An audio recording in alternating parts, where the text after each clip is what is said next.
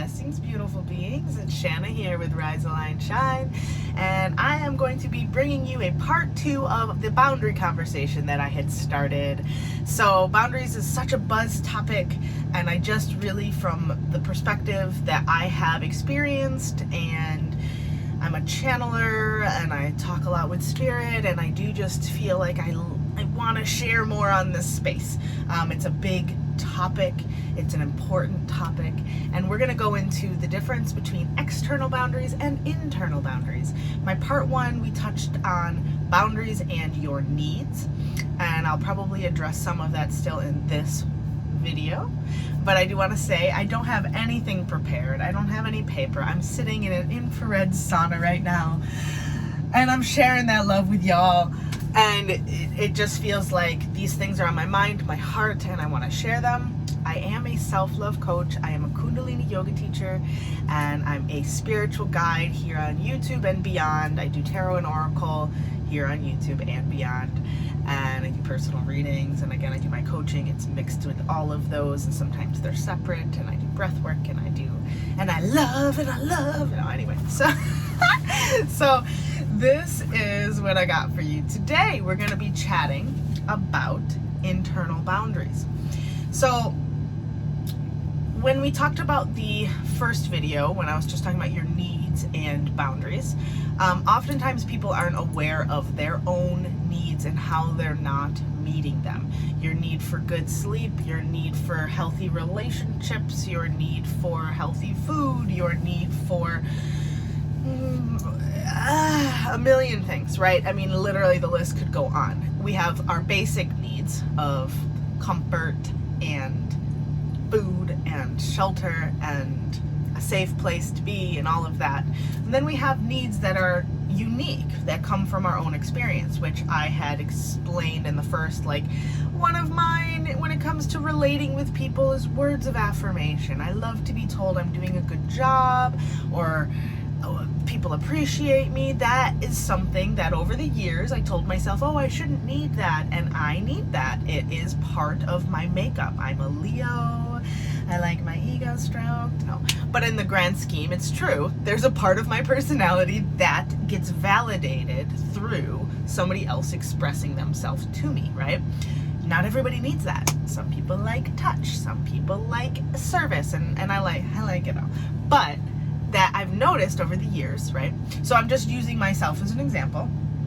We all have millions of different needs that we have. Some people like to stay put. Some people like to travel. Some people need open-minded, interactions with people. Some people like to stay the course and stay organized and stay in a particular focus, right? We all have a million needs. So first and foremost, if we're talking on the subject of boundaries, you need to start doing some honest self-inquiry. What are my needs? What are my core values? Who the am I as a human being here with this unique expression, this unique ego? The ego is not to be conquered, destroyed, my loves. It's to be understood and utilized as a tool, because otherwise you would have no way to relate and be here on earth, okay? You wouldn't have preferences. You wouldn't have a way to experience this vessel and this personality, nor would we be able to edge out the whole. We have source energy, and then we have our focused perspectives coming out almost like a shine of light in a specific form, right? In a specific direction. And that's kind of the egoic projection, right? So then that way God can know itself through us, through our choices, through our expression. And so we must understand ourselves deeply. Things like human design, things like astrology, things like numerology, those are great tools, of basic foundational tools of kind of maybe understanding your predispositions, your nature versus nurture, like not what you came in here and had done to you, but what you came in here through the lens of, right? Through the vessel, through this unique vessel. Kind of makes a lot of sense that you came here with this specific personality right off the bat. And then we get nurtured into other ways. We get programmed into experiencing and seeing things in different ways. boundaries. So we got to know ourselves from the foundation. I think that's a great place to start if you're new to discovering yourself. If you want more self-awareness and development, and who the hell are you, you must start doing things like inner child work and shadow work. That's getting to know the layers of the self, the parts of self that maybe have been shunned, shamed, shoulded, things that have been put in the closet, locked up, the parts of you that you've maybe been taught to neglect or taught to disassociate with, disconnect with, the parts of you that maybe have been created out of things like trauma or just in general stress and experiencing life. And those parts of us sometimes, again, can interlay with maybe astrology, we've been lied to, so now our scorpionic side of being mysterious and not trusting anybody gets activated, and we're more in that body than we are in our open, loving, expansive, emotional, soft body, whatever. I'm just using it as an example.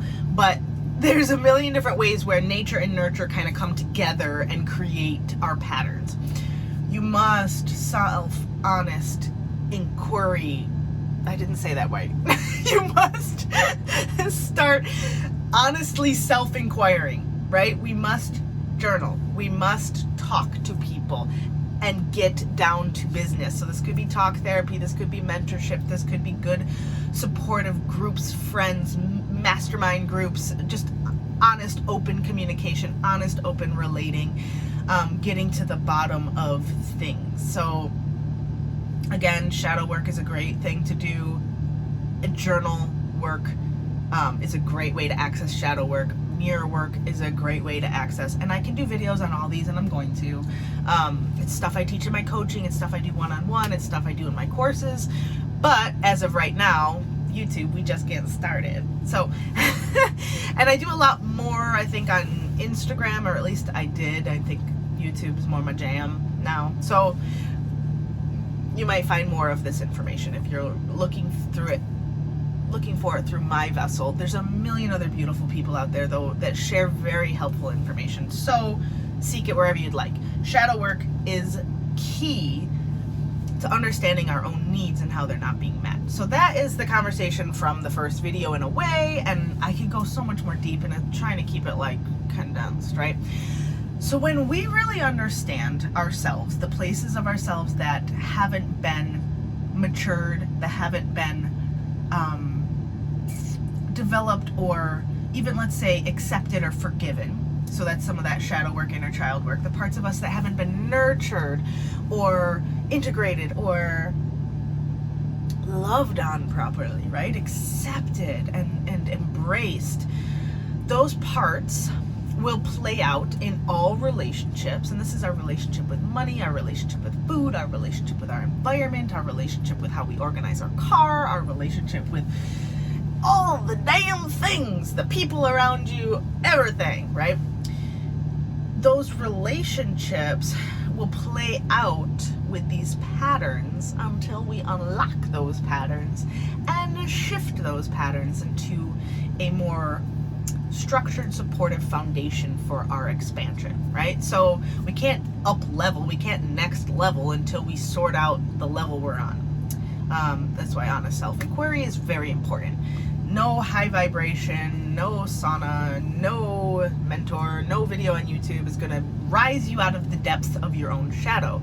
You gotta do that work, right? You gotta integrate that. So you gotta understand who the hell you are, how your needs weren't met as a child, how you're gonna meet them now, how you're advocating for them, how you're speaking up for them, how you're communicating them. Oftentimes, so many people in relationships expect people to just know what they need and know what type of person they are by just being around them. And then they get resentful. We get resentful. We've all experienced it. When somebody doesn't meet our needs and we're expecting them to just like mind read us, or like we said one little thing and we expect them to just go off and know exactly what we need without communication. So communication is extremely important. So when it comes to external boundaries and internal boundaries, right? So many times people are like, you need to space yourself from them. You need to tell them how you feel. You need to leave that toxic situation. You need to quit that job, leave that relationship, block your family.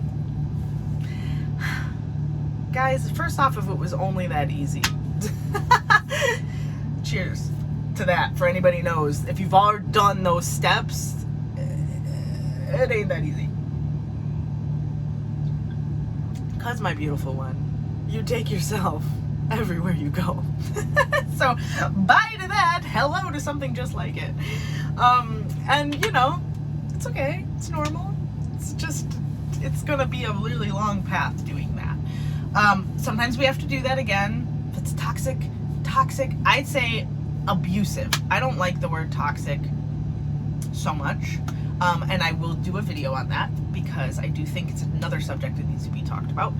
Overusage and the narcissistic and the it's fine, but I just think it's like clutches, and people are avoiding the inner work that needs to be done in those scenarios and the choices that they're making, and again, just blaming them on other people, which there are terrible people in the world. I've experienced them myself. I've had plenty of horrific experiences, but the work is always me and how I create me and how I create more of the heart, the God that flows through me and what I choose for that. So internal boundaries are the most important part of the boundary conversation.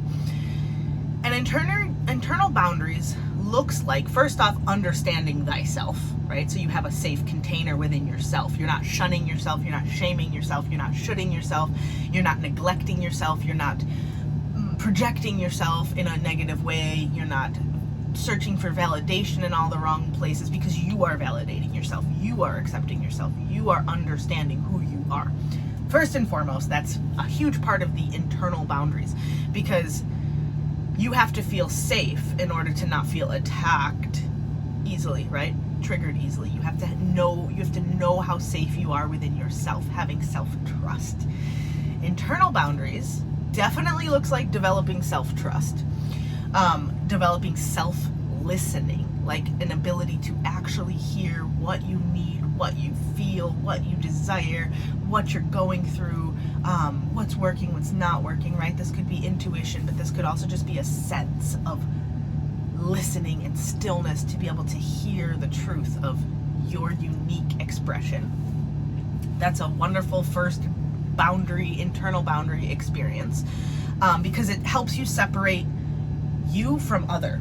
Okay, and I speak to a lot of empaths, highly sensitive people, a lot of beautiful channelers, a lot of incredible people out there in the world, and most people say they have a hard time differentiating their energy with somebody else's, and then they get that empathic side of them is like, getting like drained and overwhelmed and get me away from everybody, right? But that's because you don't have a very solid understanding of your own energy yet.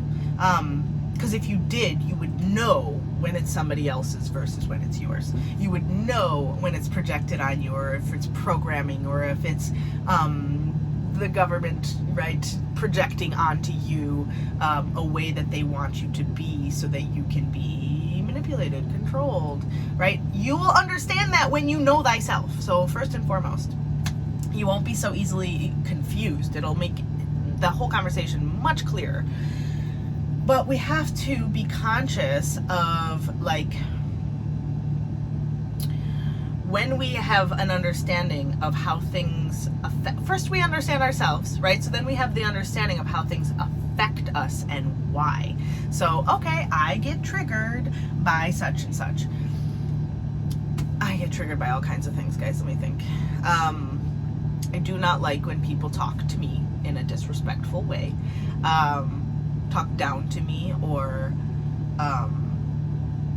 so that, just to go on that same conversation of words of affirmation, I was verbally abused as a child. So that is a trigger of mine. But I know what that trigger is, and I know it doesn't have to do with the other person. So when they come at me, I can make a very clear decision that either I need to communicate a need. Hey, I do not like to be talked to like that. I know you're just in a stressful moment. I know that you're wanting this thing to get done very fast, or that blah, blah, blah. Your need is such and such. I see your need. This is my need. My need is to not be talked to in this way. My need is I cannot be productive and a happy participant in this relationship when I am talked to in this way, right? So being able to clear that up right off the bat, because I know myself. I'm not like, how dare that person talk to me like that? I'm never talking to them again. They're not allowed near me. First, you got to communicate that. If they keep doing that, you know that's a pattern of theirs that has nothing to do with you, right? You're experiencing it because it's also part of your matrix of how you've been developed. So your frequencies, your webbing out frequencies. I don't know how to explain that unless you're like, have done enough meditation. I feel like, but however, all the timelines flowing together and how we are all, you know, creating our manifested reality through all these experiences that have vibration. It's part of your makeup, right? So it's part of my makeup to be verbally abused because that was many years of my experience, right? So I can make it about the other and be like, that person's a jerk.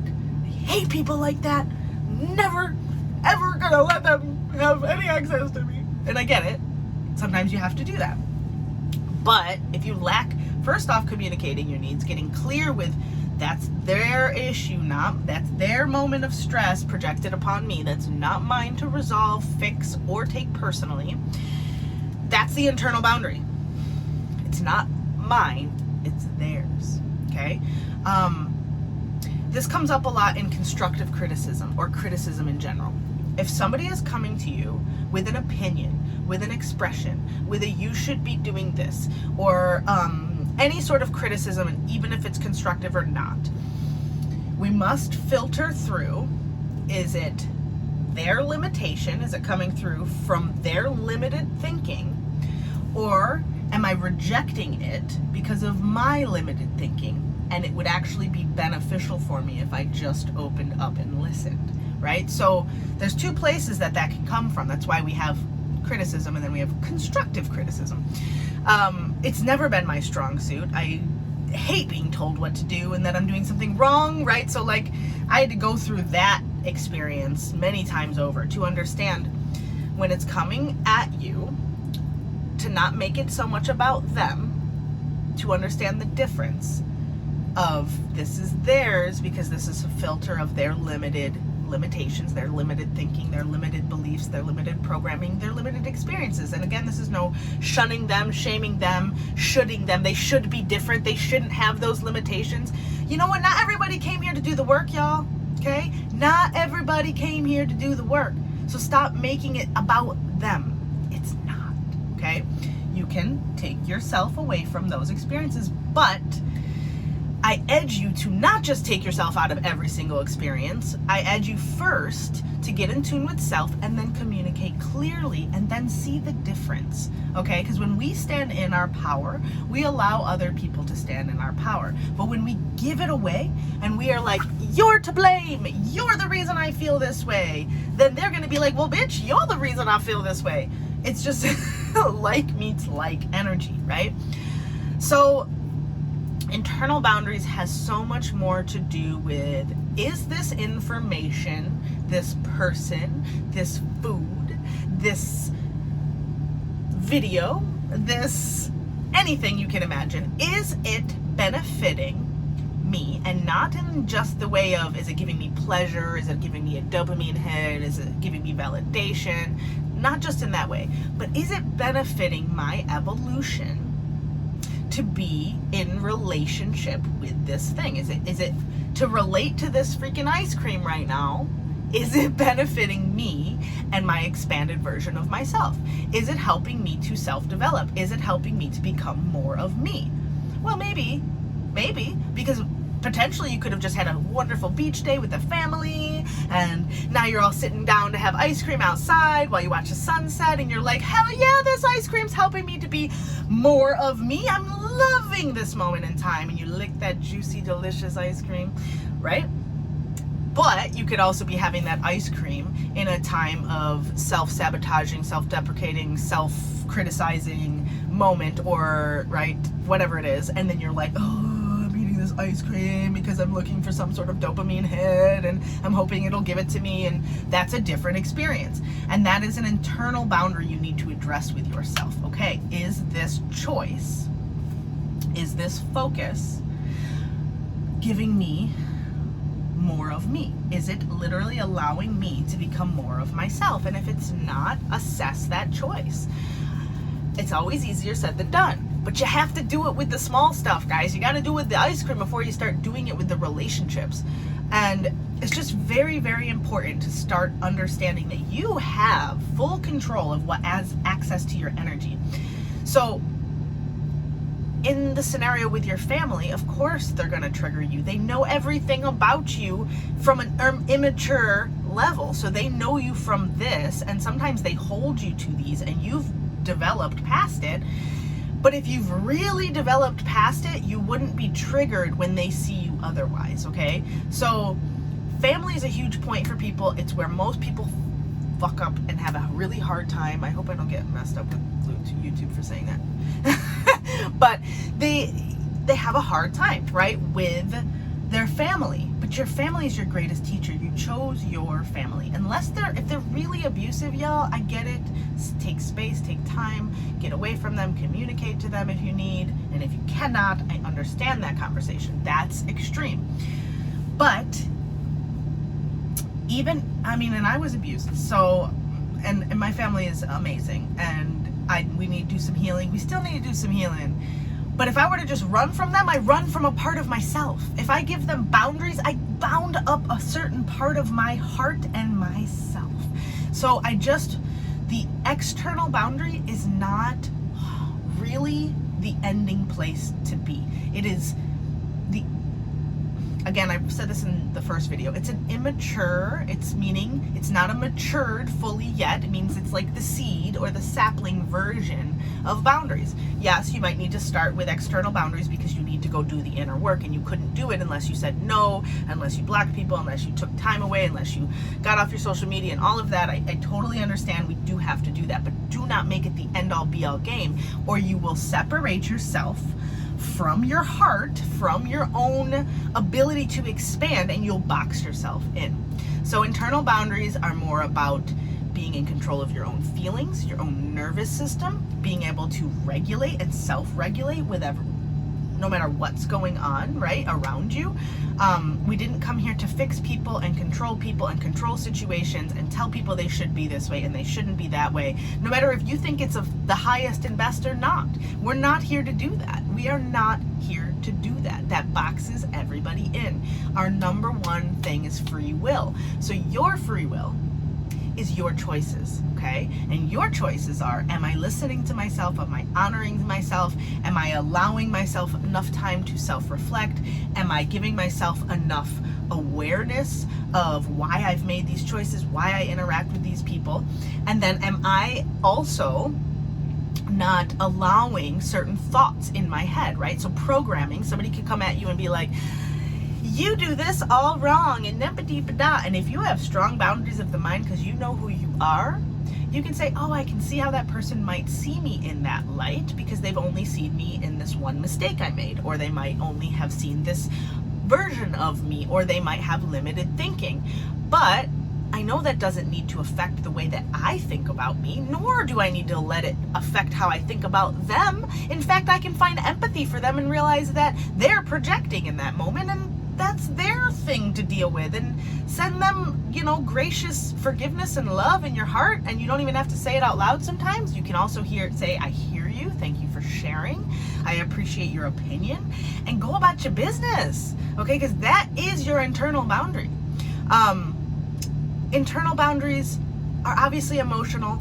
They're obviously the mind being able to have control over where it's navigated. Just because you told me I'll never be a rich entrepreneur, artist, or whatever it is, does my mind, do I have to let my mind ruminate in that direction? Or can I say, thank you for your opinion, that's your limited thinking, I know I can hold my vision, put in my work, and also understand, do I just want fame because my ego is looking for validation? Or do I want fame because I have a freaking gift to give, and I want to help change the world with my gift. When we get clear with that, it's much easier to not let people affect you. Guys, I could go on and on. I'm going to do another part 3. I'm going to do part 4. I don't even know. I feel like I could go on and on. But I wanted to keep these around 20-25 minutes. So that's the beginning scratch of the surface of my boundary conversation. Let me know what you thought. Let me know how this resonated. Let me know if this helped. The last video got wonderful comments, and I'm super grateful for you guys. Share with people who you think might benefit from this conversation. Feel free to share on your social media. I appreciate you guys giving the support and the love, and I'm sending you guys grace and strength for your journey. Subscribe if you haven't already. I've got plenty of beneficial, wonderful ways that we're going to be working all these topics. I'm also, like I said, I'm all about working the internal energy. So Kundalini yoga, breath work, things like that, strengthening our self-awareness, strengthening our ability to understand ourselves and also regulate ourselves is first and foremost. And on Instagram, you can find I do a lot more like journal prompts and self-inquiry like suggestions and helping people to get into that work without even having to pay for my coaching. So if you want to check that out, that's in the description below.